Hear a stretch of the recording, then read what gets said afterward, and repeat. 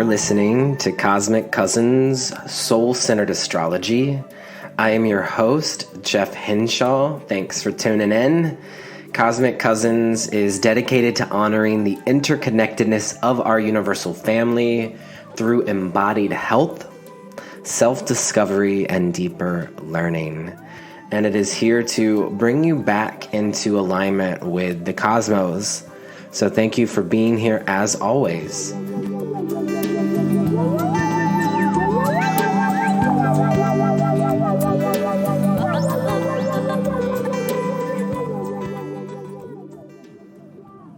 Hey, Cosmic Cousins. Welcome back to another week of the podcast.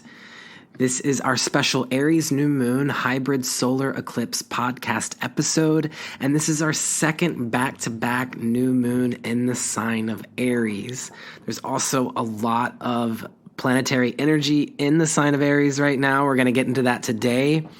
We have a conversation with my friend who is an Aries sun, Bruna Maia, and we cover a lot of topics. We talk about life as an Aries sun in the 9th house. We talk about Chiron and Jupiter in Aries, understanding the Anaretic degree, Aries North Node, Aries esoteric phrase, and more.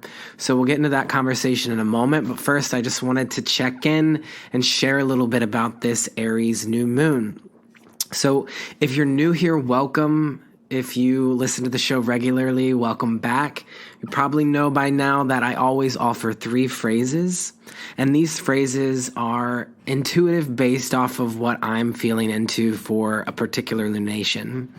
So the phrases we have for this Aries new moon are I advocate, which was inspired by my combo with Bruna. I advocate, I initiate, I uplift. I advocate, I initiate, I uplift. So you could pull a tarot card for each of these phrases.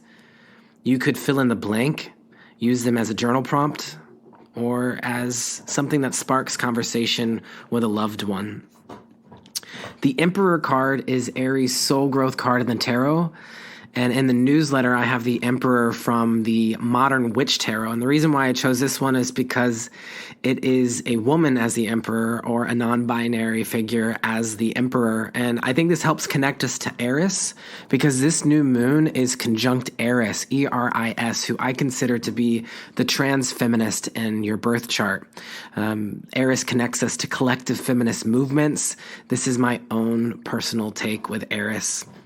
So, yes, the Aries new moon is upon us. This is a potent time. I actually have Biji, my dog, over here chewing on a bone. So if you hear that in the background, that's what's going on. Normally, I probably wouldn't let him do that while recording, but today has been so lit for me because it is this Aries eclipse, and it feels kind of Aries to me to let him chew on a bone right now. So yeah, I'm actually recording this so last minute. This new moon is at the Anaretic degree of Aries, which is the 29th degree, the final degree. So I'm literally waiting until the last minute to record this. And right after this eclipse, the sun then enters Taurus and the moon enters Taurus. So we're right here at this final degree.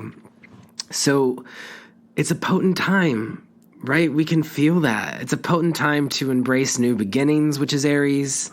This is a potent time to courageously blaze forward with purpose. We're being called to connect to the most mature expression of Aries, with this being at the 29th degree. So the Emperor in the tarot actually really does connect us to this feel of Aries, this mature Aries, the grounded warrior, the one who takes bold action in the name of growth, love, and expansion.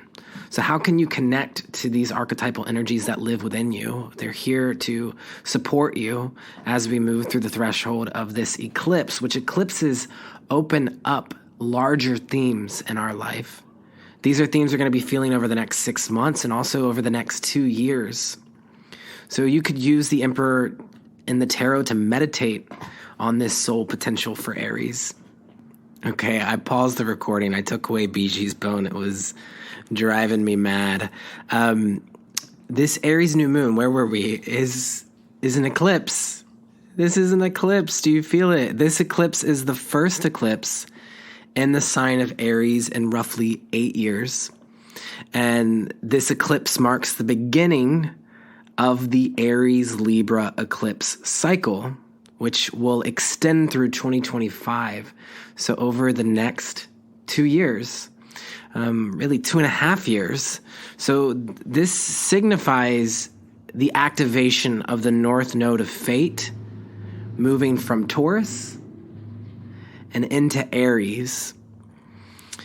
The North Node of Fate has not transitioned into Aries yet. It is still in Taurus at the 4th degree, but will switch into Aries this July. But since we're getting the eclipse, because the nodes of fate represent the eclipse axis, since we're getting a partial eclipse here in Aries, the North Node of Fate in Aries is being activated. So for those of you with the North Node of Fate and Taurus in your birth chart, you're completing your nodal return. For those of you with the North Node of Fate in Aries, this is opening up your nodal return, which is a fateful time of realignment. And so I would like to remind all of us to pause, to take a deep breath, that eclipses can sometimes feel heightened. They can sometimes give us a sense of urgency. I was actually talking to a friend on the phone the other night, and he was sharing with me when he was gifted the opportunity to see the solar eclipse that took place in 2017. It went right across the United States. I did not see it. I was actually in Hawaii at that time. But he explained to me that essentially, the sun gets covered and the lights go out for like 2 minutes. And he was saying during that 2 minutes, all of the nighttime creatures, the nocturnal creatures, came out and started chirping or flapping their wings or whatever it was. And there was almost this feeling of madness for a few minutes. And then it went back to the light. It went back to the day. And so you can think of like if your power goes out, there's this sense of, in some ways it can be startling to the system, but there also can be a sense of renewal. There's almost like a shock experience or this moment of awakening where you can see things clearly. So eclipses can be these time periods in which we have sudden realizations. And again, there can be this kind of fight or flight feeling, particularly in the sign of Aries, this sense of urgency. So I'm reminding you to pause, to take a deep breath, to practice grounding over the next 2 weeks, because then we have the Scorpio full moon eclipse in 2 weeks. And so another reason why it feels important for us to just take a deep breath is because there is no urgency, because the Aries parts of your chart will be growing over the next 2 years. The Aries parts of your chart will be growing naturally over the next 2 years. You'll have opportunities to step up into new embodiments here. So there's no need to rush the process, but you might start to receive information, conscious realization around what sort of shifts need to take place for you so that you can step into your Aries gifts. So if you have Sun in Aries, this is a realignment around your very sense of self and your purpose here. If you have Moon in Aries, this could be shifts and changes with home and family. If you're an Aries rising, it's also about your potential for activating and awakening gifts that live within you. And whatever other placements you have in Aries or Libra will be going through shifts and changes over the next 2 or so years. So you may find that during this new moon portal over the next few weeks, you may find fateful realignments, sudden flashes of insight that come to you.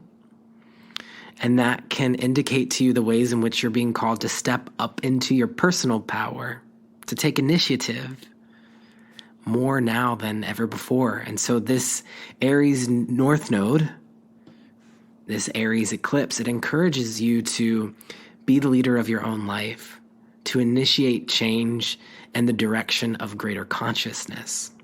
So I have a few questions for reflection for us.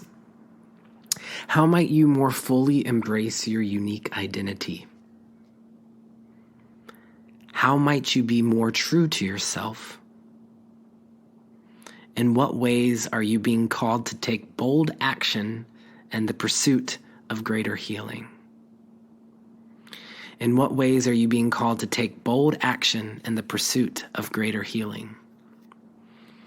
So our Aries affirmation is, I am courageous and confident in my unique identity. I am a leader and a warrior for greater love and healing. So you could breathe that into the body. Aries rules over the head and the face. This is a great time to offer yourself a facial massage. This helps to support clarity and confidence. Any kind of physical movement, yoga, running, dance, to help you connect with the inner warrior. These are ways to embody Aries. And just for our own detailed housekeeping here, this new moon is Wednesday, April 19th at 9:12 p.m. Pacific Standard Time, and it's at the 29 degrees and 50 minutes of Aries. Again, I am courageous and confident in my unique identity. I am a leader and a warrior for greater love and healing. I advocate, I initiate, I uplift. Before we transition into our conversation with Bruna, which will get deeper into all of these topics, I would just like to remind you of a few things. I offer both deep dive astrology readings and tarot healing sessions. And I have a few more time slots available for this spring. So if you are hoping to book a reading with me, you can check out the links in the show notes. Holding space one-on-one for readings is one of my most favorite parts of my job. It's always an honor to get to connect with you in this intimate container.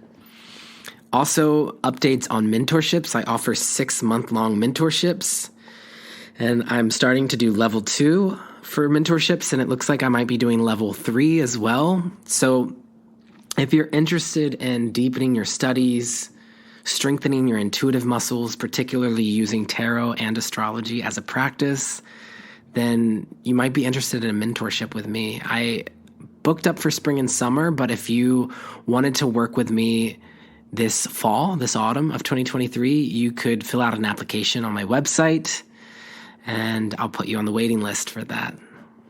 So for those of you that have already emailed me or filled out applications and you haven't heard back yet, thank you for your patience. I'm a bit behind on emails because I was on retreat last week and because it's also eclipse season, which can be a kind of heightened time for astrologers. So, again, thank you as always for being here, Cosmic Cousins. I'm wishing you an Aries new moon that is illuminating and grounding as we head into Taurus season. And we'll talk all about Taurus on the next 2 podcast episodes. But for now, we're going to continue to strike the match with Aries. And so let's transition into our conversation with Bruna Maia. I'll share a little bit about Bruna with you. She has been studying archetypal, psychological, and esoteric astrology since 2017 and has a full-time astrology practice in Northern California.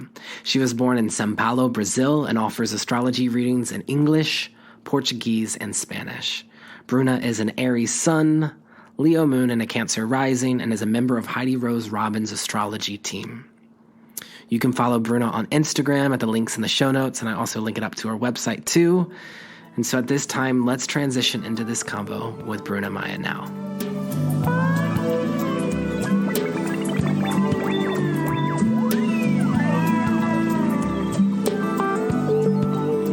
Hello, everyone. Welcome to the Aries New Moon podcast episode. This is our second Aries New Moon back-to-back, because we're gifted with this rare occurrence this year that is really opening up the gateway, the portal into this evolution around Aries for all of us over the next 2 years. And so we're going to get into all of that today. And I'm really excited because I have a dear friend here with me today who is a new friend, but also we've been working together over the last over half a year. So welcome to the podcast. Welcome to Cosmic Cousins, Bruna. Thanks for being here with us.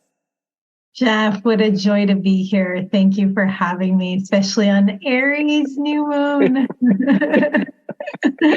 You can't see us right now, but we're literally like beaming. Like both of us are just like smiling ear to ear. And I'm reminding us that Aries rules over the face, that presence of being seen. And Aries is also connected to the brain and the head. So I want to start there. I'm just going to guide us through a little grounding meditation, and then we'll strike the match. Literally, I'm going to strike a match here. So let's take a moment to just bring loving awareness to our face. As you exhale, you can relax the jaw. You can soften through the eyebrows, soften through the scalp. And if it helps to even place your hands up at the head, that can always be nice to just bring focus here, particularly during an eclipse too. Energy might feel particularly activated or awakened or heightened at this time.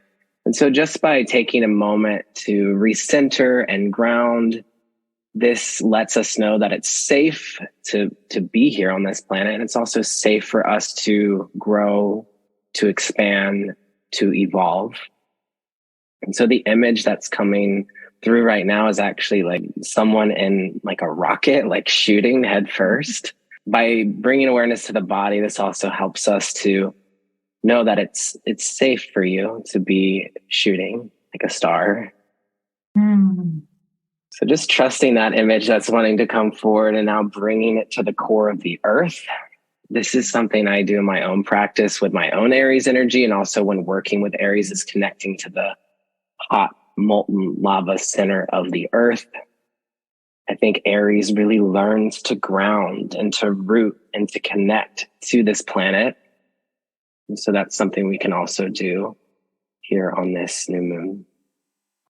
You can slowly begin to bring yourself back into your space, or maybe not slowly. Maybe you want to sway side to side, wiggle the fingers and the toes, and open the eyes. And I'm going to strike a match here as we awaken. So I have this matchbox that I bought at Heidi Rose Robbins' retreat. Elizabeth Rayner creates these matchboxes, and I was drawn to the ones, actually Bruna and I were, Bruna, you were there for like 20 minutes just looking at all the different matchboxes. Every time I went back, you were there. And you gifted me one too. You gifted me of the ram. Oh, that's right. It was the four rams. 4 rams, yeah. Sitting on the like ledge of a cliff. Yeah. And I remember I gifted you that because I was remembering Heidi as your teacher, as an Aries, and then Heidi's father is also part of that lineage and is an Aries.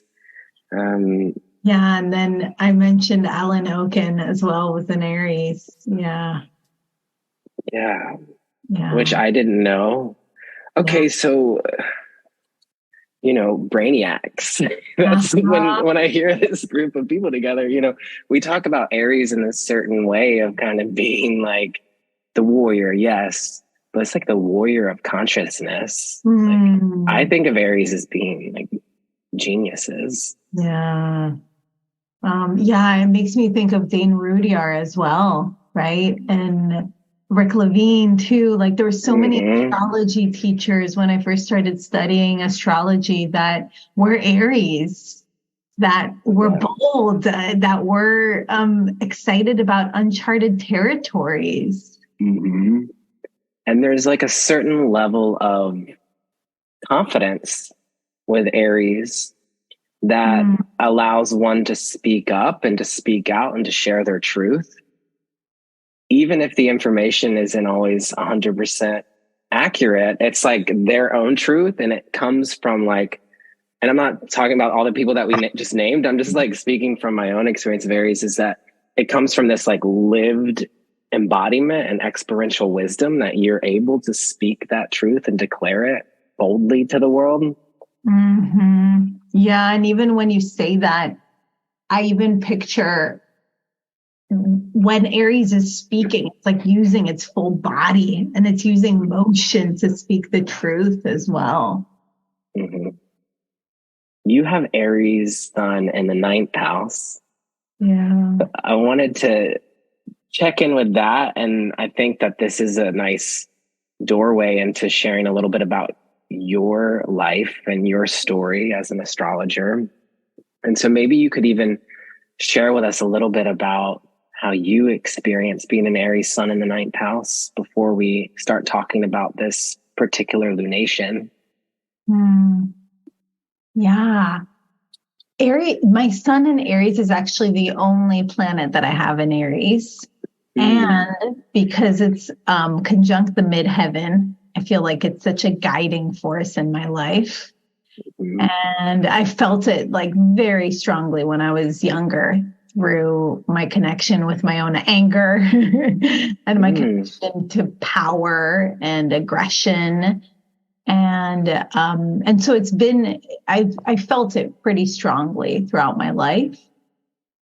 I think I felt it the strongest because it's in the ninth house when I immigrated into the US. Yeah. And so I feel like the Aries started to live through that experience as well. And how old were you then? I was 10 years old. Okay. Yeah. Wow. Yeah, that's one of the ways that I connect you to being a ninth house sun is that, well, you connect me and other people to the world at large. And so I think something that's really cool and unique about your offering is that you're from Brazil. So you also offer astrology readings, not only in English, but also in Portuguese. Yeah. And that feels so ninth house to me.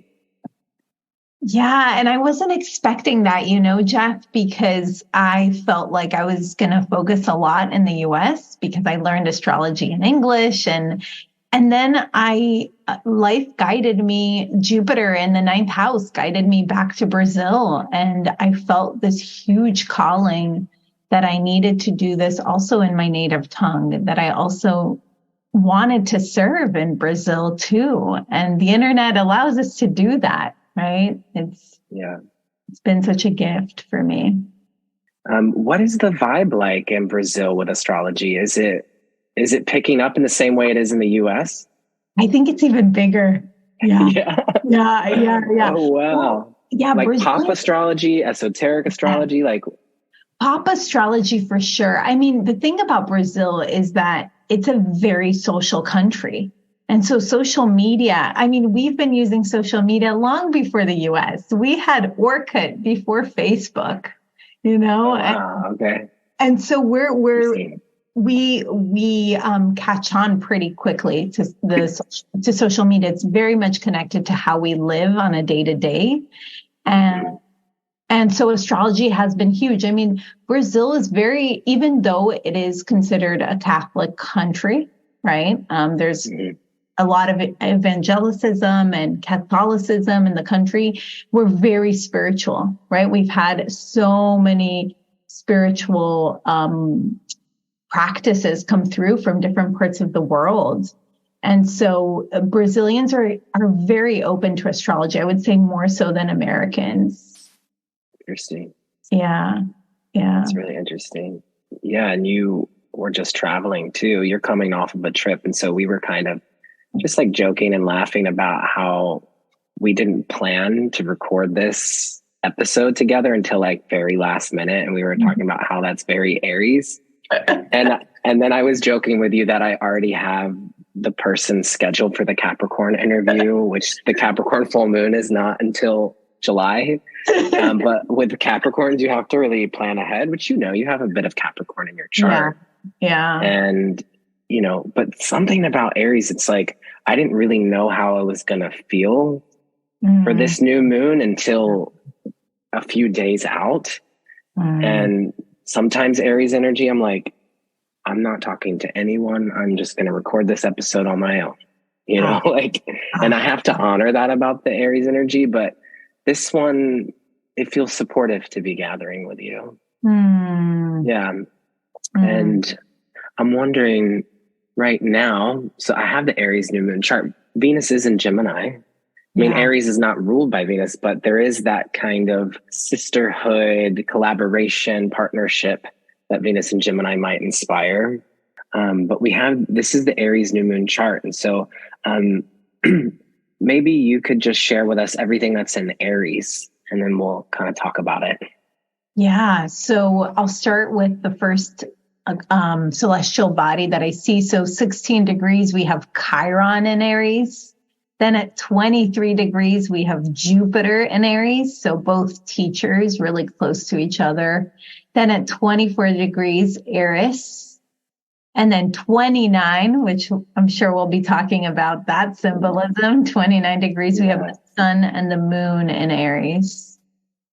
29 degrees and then 50 minutes. So it's like, we're almost into Taurus at this point. But yeah, there's a lot of focus on Aries, and just even Jupiter and Aries are within 5 and 6 degrees of this new moon. So there's a few things that I want to check in with. The first is that this is a partial solar eclipse. So maybe we could just talk a little bit about what eclipses mean to us as astrologers and what our experiences with eclipses. And so maybe I'll share a little bit from my perspective. In my own personal life, I usually feel it feels like high energy for me, whether or not that's inward or outward. Like I usually am like waking up really early during eclipse portals. And there's a sense of timeline jumping where it's almost like there's this like a completely new reality might emerge during an eclipse portal. Not every time, but there is that experience for me. Yeah, I feel that I usually have something like a big epiphany happen during this time that I'm not really quite sure what it is yet, but I feel it in my body, and it usually helps me expand in some way. And this specific eclipse, it feels a little bit different for me because we've been in Aries energy for so long this year. You know, we started in December with Jupiter entering Aries. Right. So it feels a little bit different than the previous eclipse because I've been kind of brewing in it. Yeah. And so I feel quite comfortable with this energy already. Whereas in the previous eclipse, it felt like it hit me like, oh my God, the previous one, Scorpio Taurus eclipse, I was blown away by that energy, kind of hit me all of a sudden. And this one, I feel like I've been alchemizing it already. Yeah. And so you're bringing up the last eclipse cycle, which was 6 months earlier, with the Taurus Scorpio polarity. And so there's something interesting that's taking place this spring, if you're on the Northern Hemisphere, this Aries season, is that we have the new moon solar eclipse in Aries, and then we have the full moon lunar eclipse in Scorpio. So we're transitioning from the Scorpio Taurus polarity to the Aries-Libra.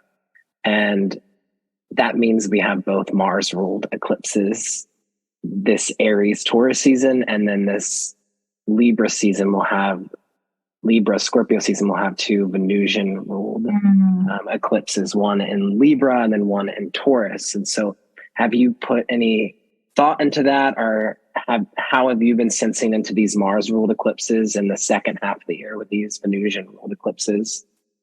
Yeah, I mean, I've been feeling how do I assert myself in the world? That big question. And how do I use my energy in a way that feels like it's directed towards my service? So that Mars energy feels so clear to me right now, because I've been working with it a lot. And also physically in my body, I always feel it in my knee, Jeff. So I feel like quite a lot of pain actually in my knee as I'm working through this Martian energy, and also working with burnout, right? Yeah. More personal level. How can I manage my work so it doesn't take over my body? been such an important question for me. Yeah, with so much Aries in the sky, I think that could be one of the key words is burnout. So are there any practices you have to manage burnout? Going on a vacation, Jeff. You just did. You were just in Mexico. Yeah, that was very important to me. But I think one of the most important things, though, is bringing in routine, which Aries isn't the best at, right? And how can I establish routines every single day to live a life of less burnout? So especially, what are my routines in the morning and at night? That is not my strong suit as an Aries. Mm-hmm. And also like, I think also working with the body too, because I feel like Aries needs to use up their energy, right? So what physical movements am I doing? I can't run anymore, unfortunately, because of my knee pain, but am I doing yoga? Am I going on walks? Like actually exerting this energy? Are you? I am. Now I am. Yes, walks have been my thing. But it's hard for an Aries not to be able to run. Yeah. Yeah, because it was such a beautiful form of meditation for me as well. And it's been 5 years that I haven't been able to do it. Yeah. Wow. Yeah. Yeah.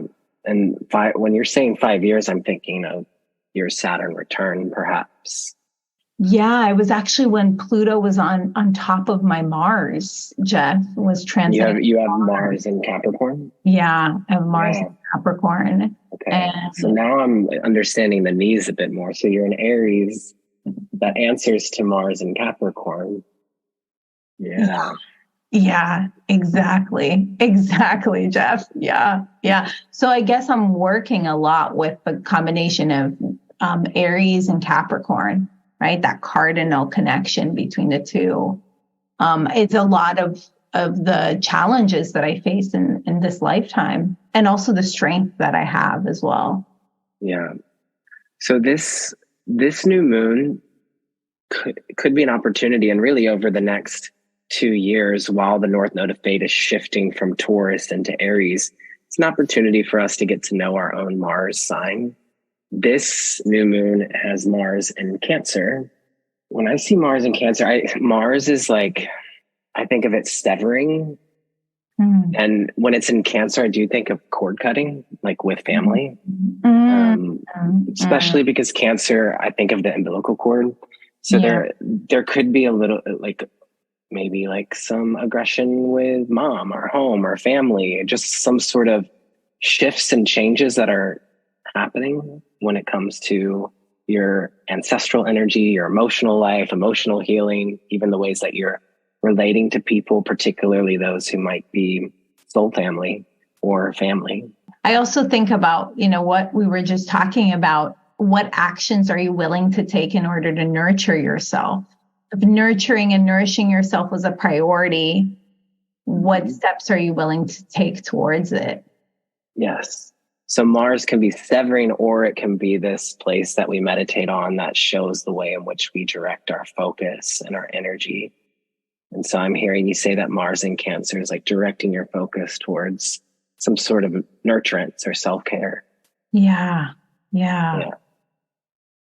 And at the same time, I'm thinking about this, that if you are directing your ambition and your life force towards these Cancerian themes, that could also have you cord cutting with family if that's not in alignment. Like, it's like, I need to take care of myself. So I now need to set clear boundaries with those who might be trying to pull me into some sort of ancestral or karmic pattern.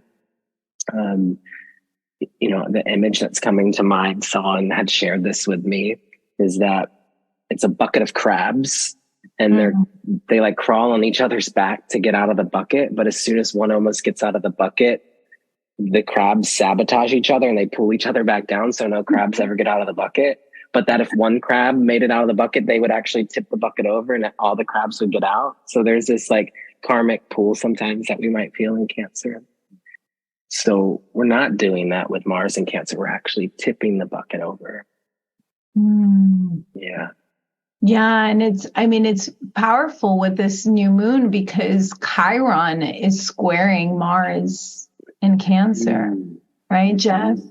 So there could be some wounds around our identity. Like, how are we not claiming our identity because of these old family patterns or these ancestral wounds, right? So it could be a way to explore those themes. Yeah, Chiron has been in Aries for some time, so this is a longer transit. So it's been interesting to get the opportunity to reflect on Chiron a bit more this year, having Jupiter transiting through Aries, and we had the Jupiter-Chiron conjunction earlier this year. Yeah. And I don't know how it was for you, Jeff, but this Chiron and Jupiter conjunction was extremely strong for me. And I think, the month of March, there was so much focus that I put on Pluto moving into Aquarius and Saturn moving into Pisces. And I feel like I almost overlooked the power of Chiron and Jupiter conjunction that also happened in March, because that one felt so personal to me, right? Yeah. It felt so alchemical. It took me to the depths of these childhood wounds or even past lifetime wounds. Yeah. So I believe that was the full moon. Just before this, the Libra full moon had Chiron and Jupiter conjunct, I believe. Yes, it was. Yeah. It was the closest we got. Yeah. So I have this magical jar filled with words, and I pulled 3 words for this new moon. And one of them's teacher, which was a word I heard you use where you're like, Chiron, Jupiter, they're both the teacher. And I also think of Aries as a teacher too. I mean, when we were just listing off all of these astrologers before that are Aries sun, they're all teachers. The fire signs have a teacher energy to me. And really, I think it would be a fun thought experiment to say, how is Aries a teacher? How is Taurus a teacher? How is Gemini? Like, I actually think all the signs are teachers. And I think so too. Yeah. But there's something about Aries where it does really embody that energy of the teacher. So teacher was the first word that we pulled. The second one was imagination. And I don't remember doing this, but I had put little sparkle lines around the word imagination. So teacher, imagination, and brightness. Ooh. Yeah. Those felt pretty right on for me for Aries. Even though imagination might not be a word that we typically associate with Aries, it was making me think of, the brain and its ability to conceptualize ideas, to bring into form. So teacher, imagination, brightness, do those bring anything up for you? Yeah. I mean, imagination, when you said that, it made so much sense. And we usually use that word for Pisces, right, Jeff? Right. However, I think of Aries so much as the stroke of insight. And so that insight that comes through. And once we have that insight, a world of imagination can open up. Yeah. You also used the word epiphany before. I did, yeah. Which that word also feels really connected to Aries. It's like a light bulb turning on. Yeah, it's that snap, right? Like that moment that just changes everything. Yeah. You had brought up Pluto and Aquarius, like maybe having focused a lot on this transit, and also Saturn entering Pisces. Something unique to this new moon chart, since the sun is almost entering Taurus. Right now, Pluto is in Aquarius at 0 degrees. And so really this new moon is square to Pluto in Aquarius. And we might actually really feel that once the sun tips into Taurus and the moon tips into Taurus, which is really just moments after the new moon. And Pluto feels interesting too, because we're then going to be building momentum up to the final Scorpio lunar eclipse, and Scorpio is connected to Pluto. And also on May 1st, Pluto stations retrograde. Yeah. Just a few days before that full moon. And then on May 11th, Pluto re-enters Capricorn. Yeah. So it's all kind of happening really fast. It feels like it's like, wait, Pluto just entered Aquarius and now it's going back into Capricorn all of a sudden. Yeah. And so we're almost at this point now where it's like when the pendulum swings, it pauses up at the top. And that's where Pluto is. It's like already, because Pluto moves so slow, it's already like beginning to station. So this next 2 weeks, 3 weeks is Pluto changing directions. So I'm also sensing that sort of like submarine kind of turning directions underneath the surface that's churning. So just bringing that square to Pluto and how Pluto is very influential throughout the month of May.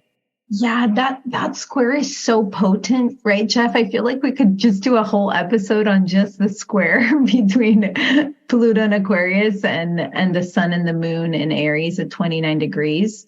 Well, one, just because of the nature of these two energies, right? Aries and Aquarius, I feel like they have a lot in common as well. Like, well, here we are, Aries and Aquarius. Yeah. What do you feel they have in common? I feel like they sometimes are misinterpreted in our society. And I find that the way that they're misinterpreted is that they can be extremely altruistic, and that can be overlooked at times. Yeah. And from that, I think of advocating, another A word too. And go ahead. Is that a word that you're using to talk about what Aquarius and Aries might have in common? Yeah. Like I feel like they both advocate without even knowing that they're advocating. I think it comes very naturally to Aquarius and Aries to speak up. So this is good, this connection between Aries and Aquarius, because Aquarius is a big theme for us over the next 20 years, and Aries is a big theme for us over the next few years.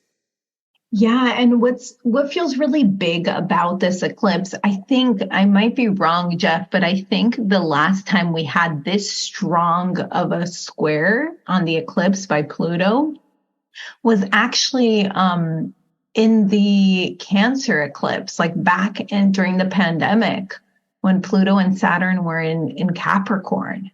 Right?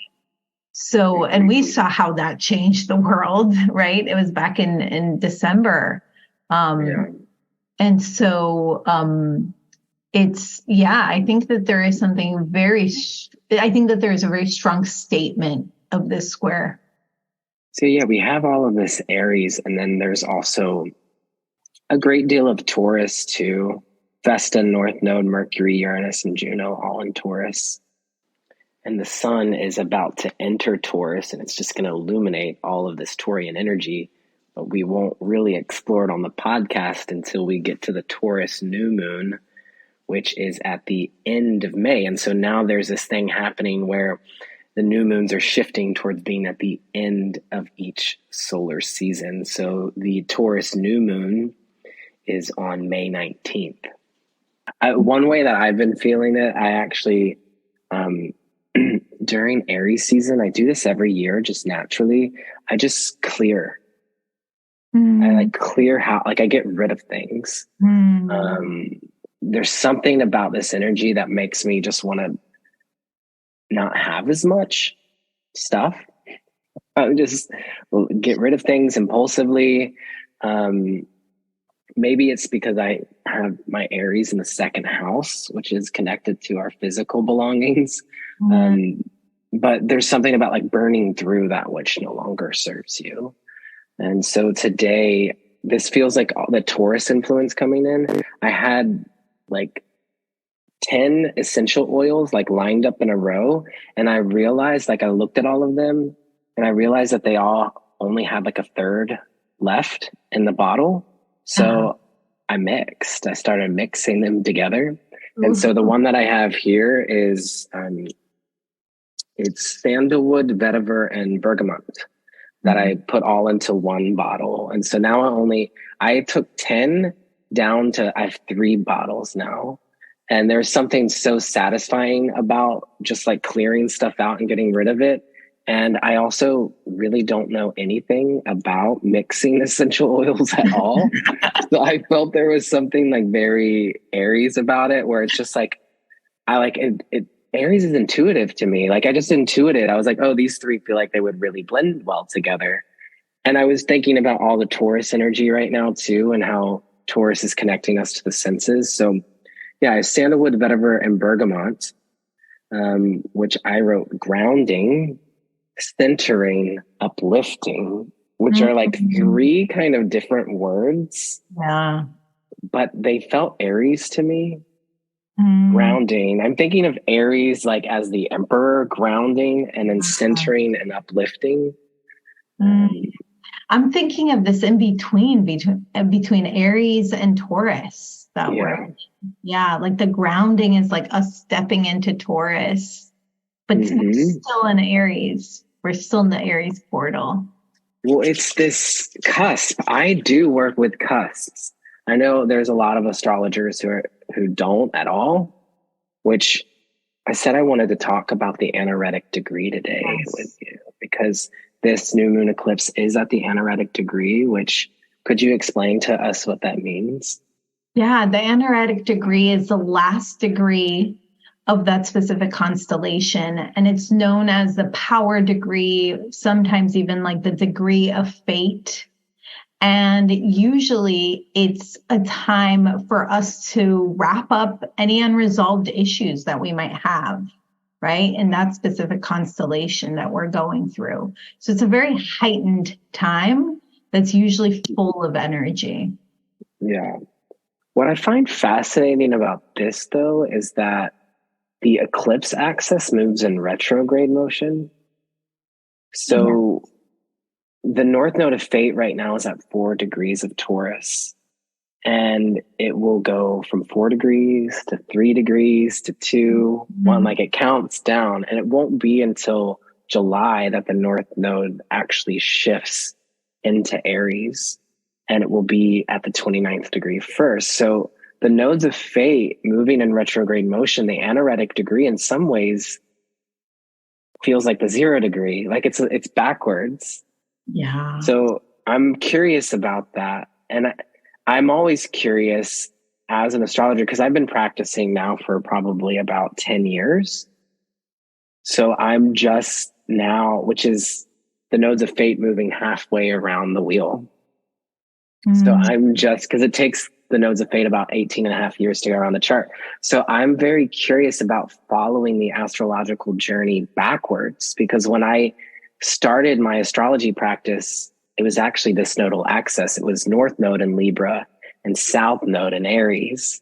And so I'm at this kind of tipping point where I'm like, oh, this is interesting. And I'm really interested for when the North Node moves from Aries into Pisces, like it's just a different way of observing the journey. And what does it feel like to ride the wheel backwards? The nodes of fate kind of introduces us to that concept. And going back to bringing in Pluto, right, Jeff? We're going to experience the nodes squaring Pluto. And so, because it's already squaring Pluto, right? Pluto's at 0 degrees and the nodes are at 4 degrees, but it's going to come even closer to that. So, go ahead. So we just pay attention to it, like what themes are coming up during this eclipse. Like eclipses doesn't always have to happen like that day. Like this is actually an unfolding over the next 6 months and even over the next 2 years. I also feel like there's something quite poetic of having Chiron and Jupiter, the teachers, right, and Aries so strongly this year. as the nodes switch into Aries from Taurus. That feels unique to me, right? That we're getting a lot of Aries lessons the last few months, and then finally the nodes will switch in. Yeah, and along with that poetry is this like handing off of the baton between the North Node of Fate and Jupiter. Yes, beautiful. It's like we have Jupiter and Aries with North Node and Taurus, and then they swap places. And actually, Jupiter enters Taurus. Jupiter will line up with the North Node of Fate in Taurus, because that's actually coming pretty soon. When does Jupiter enter Taurus? Taurus season, right before the Taurus new moon, Jupiter enters Taurus on May 16th. And we have the Taurus new moon on May 19th. We'll have a little bit of time with the North Node of Fate and Jupiter together, but then next thing we know, the North Node will have moved on into Aries. And so there's such an emphasis for all of us on these Aries and Taurus parts of our chart this year. You said that we wanted to check in with Black Moon Lilith, which is a hot topic. People always want to hear about Black Moon Lilith because she doesn't really get a lot of screen time, but she's in Leo right now. So let's give her the stage. Yes. You have Lilith in Leo. Yes, I do. Did she move out of Leo, Jeff? I think just recently. So there are some different ways to calculate Lilith. And so I think this is a cool opportunity to talk about Lilith because she is wild. She's untamed. She does whatever she wants. She doesn't follow the rules. So there's two different ways. I think there's actually more than two different ways to calculate Lilith's orbit. But just to start off, Black Moon Lilith is not a planet. Mm-hmm. She represents the dark side of the moon. So she represents where the moon is the farthest away from Earth in her orbit. The moon's orbit around the Earth is oblong, like an egg. So it's like that tip of the egg where she almost escapes the gravitational pull of the Earth. So it's not an actual physical point. So I think this is cool. Adriana actually said this. We went live on Instagram the other day and she was like, oh, so it's literally like the void of the dark goddess is what Lilith is, which that kind of like blew my mind a bit, So yeah, the point of Lilith in your chart or in the transits is actually, you can just think of like the blackness of outer space, where the moon almost escapes the gravitational pull. So there's different ways to calculate Lilith. There's true Lilith, which if you're following true Lilith, she will enter Virgo and then go back into Leo and then enter Virgo and then go back into Leo, enter Virgo, go back into Leo. And she's kind of wild. And I'm almost like making this like snake-like motion as I describe it. You can also calculate Lilith as the mean. This is actually similar to the nodes of fate where there's the true nodes and the mean nodes. If you follow the mean, it takes the average of her like wild back and forth motion. And so I actually work with mean Lilith. And so Lilith is at 11 degrees of Leo right now. Mm. And when you follow the mean Lilith, she does move in a direct motion. She moves through a sign in 9 months if you're working with the mean Lilith. So I think what you're referring to is actually true Lilith might actually be in Virgo right now. Is that true? Yeah, true Lilith just moved into Virgo. She's at 1 degree. It's kind of cool because I'm Virgo moon at 1 degree. So that's cool to know. Of course, I'm talking about Lilith right now. Yeah, I think Lilith is still quite misunderstood. Even in our descriptions of her, right, Jeff? Because in the collective unconscious, she's not an archetype that's fully explored. And I mean, for me, it feels like when I connect with her, it feels like she wants me to have independence and autonomy. And does that feel like Lilith or Lilith and Leo or both? Or I think it feels both. Yeah. I mean, I feel like Lilith alone, I can say that she wants independence and autonomy, right? For us, like she's advocating for that. And within Leo, she also wants me to be in touch with a play, with the child within me, with my brightness, with my creativity, right? And finding that autonomy and that independence through my creativity. Maybe expressing it too. Like I think Lilith and Leo wants us to be seen in our witchiness, to be seen in our messiness. So wanted to shout out Lilith. So we are getting kind of close to the end of our time together. Maybe we can close out by reflecting on the esoteric phrase for Aries. This feels like it's always a nice thing to do, to check in with on each lunation. And I originally learned the esoteric phrases from Heidi, who is an Aries. And so, esoteric phrase for Aries, would you like to share it with us? Yes. It's, I come forth, and from the plane of mind, I rule. And whenever I say that phrase, for me, it's so healing as an Aries soul, because it just calms my limbic system. That first part, like I come forth, has that but then there's a pause. And I think in this pause, there's so much lesson for me. Because then I take a breath, like I come forth, I'm here, I'm willing to show up. I have courage, I have bravery. But now I'm connecting to my third eye. I'm opening up that vision. And then I say, and from the plane of mind, I rule. Hearing you share it and say it, which is what I also think is so cool about it, is that you can hear the phrases like a million times and they'll bring something up different for you each time, in the same way as like when we look at a tarot card, we'll like notice a different detail, or it might land a certain way with us at a particular moment based off of whatever themes we're moving through.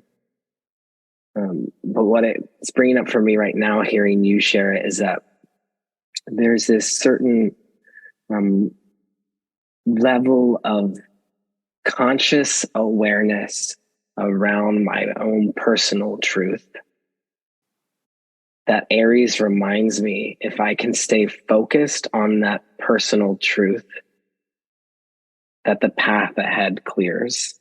And so there's something from the plane of mind. I'm almost thinking of it as the plane of mind is like being very connected to my soul's purpose, my soul truth. And that's how I rule, is through that focus and awareness on my purpose. I've never quite felt into it in that sort of way. So that was new for me. Yeah, I feel that when you said that. I felt it too for me. Yeah. And the word intuition just comes up so strongly.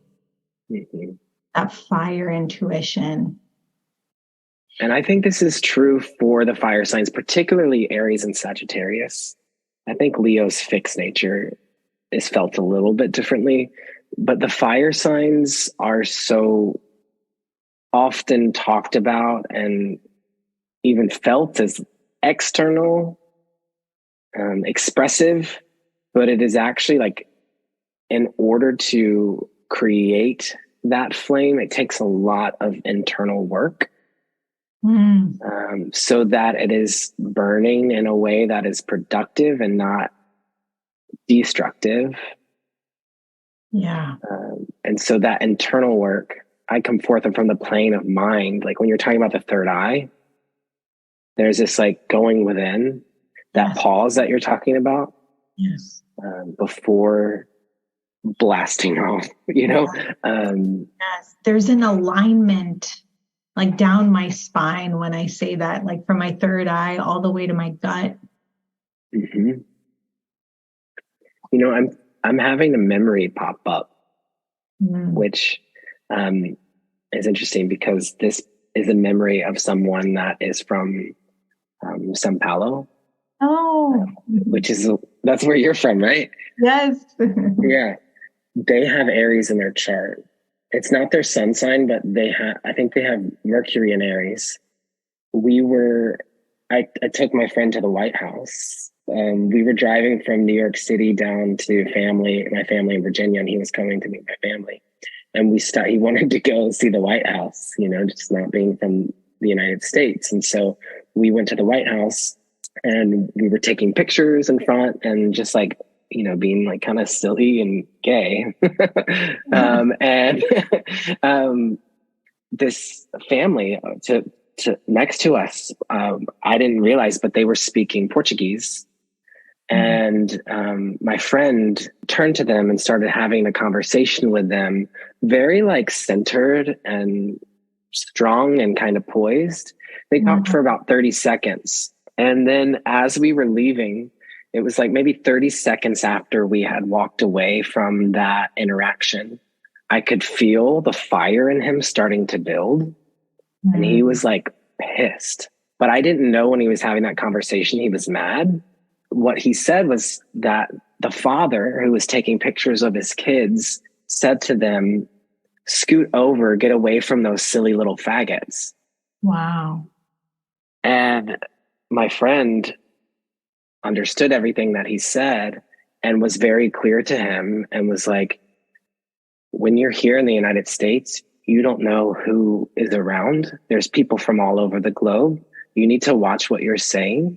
And like, I don't remember exactly what he said, but he was like very clear and direct and didn't lose his temper.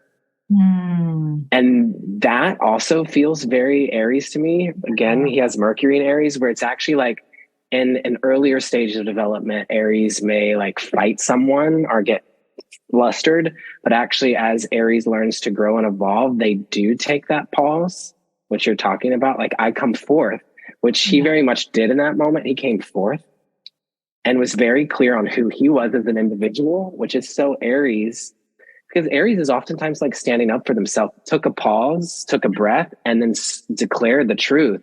And it shut this man up. Like he like closed it. And then afterwards taught me a phrase in Portuguese. And it's one of the only phrases I know, which is "me espeita." Wow. Respect me. Wow. Yeah. Which is also, I'm realizing, like very Aries. I think of Aretha Franklin. Aretha Franklin is an Aries. Yeah. And, she has her song Respect.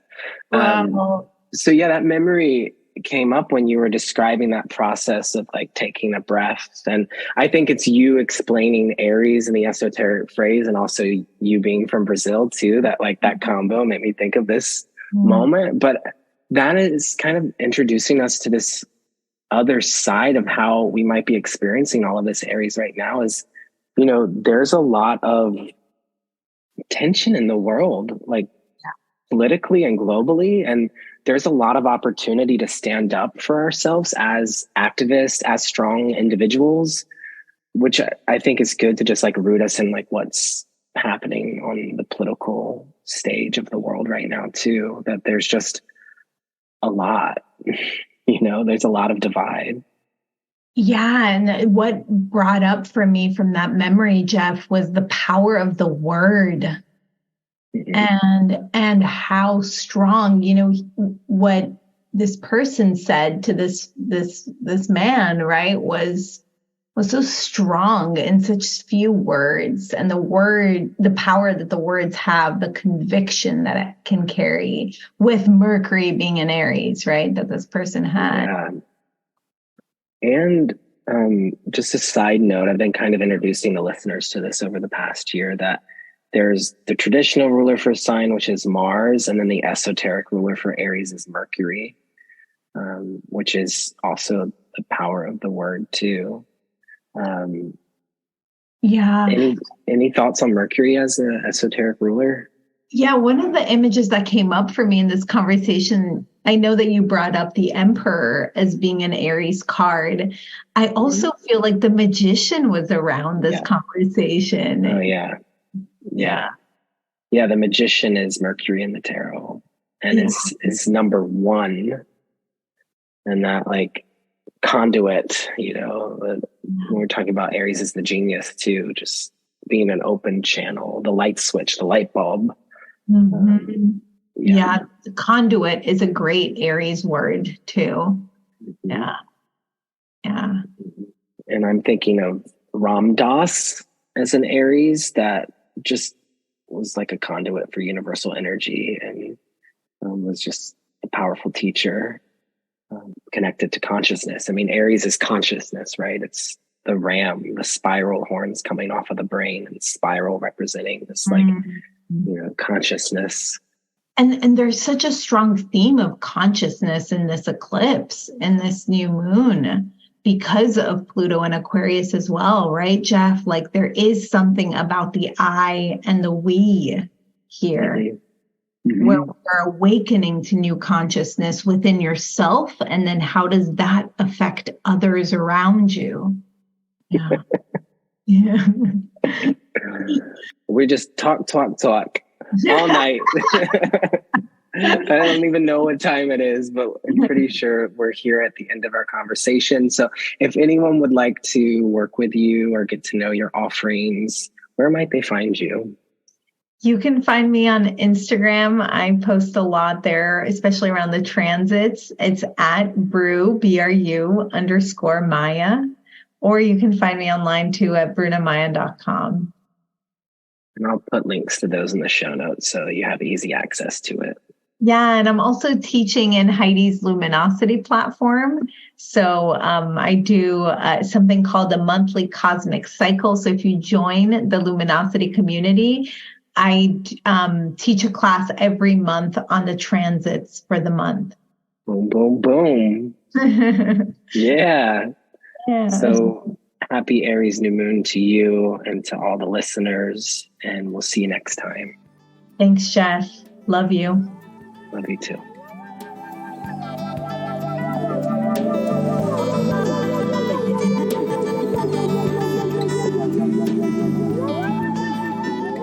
All right, Cosmic Cousins, thanks as always for tuning into the podcast. Without you, this show would not be possible. If you'd like to support the production of the show, you can become a Patreon member at patreon.com/Cosmic Cousins. Also, if you feel called, please leave 5-star reviews and some comments and love. I was just checking, there aren't any new reviews to read at this time, so maybe one of you will write a review and I'll read it on the next podcast episode. Until then, I'm wishing you a lot of love. Take sweet care, cousins, and remember, deep breaths.